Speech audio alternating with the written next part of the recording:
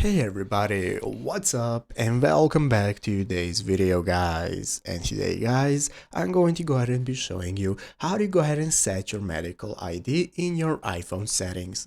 This is a very simple thing to do, so make sure to watch this quick and easy video till the very end and follow my steps correctly so you can make sure this works the same for you and you can do this yourself.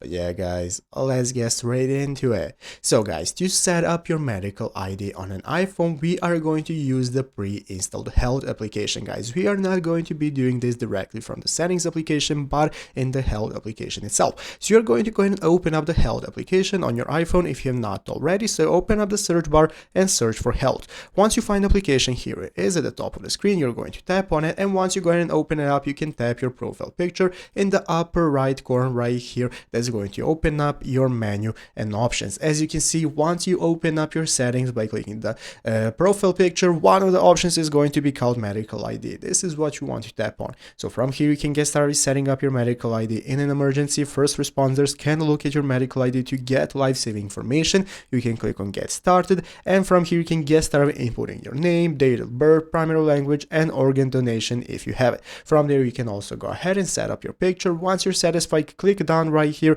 in the upper right corner and it's going to appear right here in your medical option. So as you can see now, when you have emergency access, it's going to show even when locked, so it can be viewed by professionals if you need help. And there you have it guys, that is how to go and set up your medical ID. So I hope this video was helpful. If it was, make sure to leave a like, subscribe to the channel. So thanks for watching, take care and bye.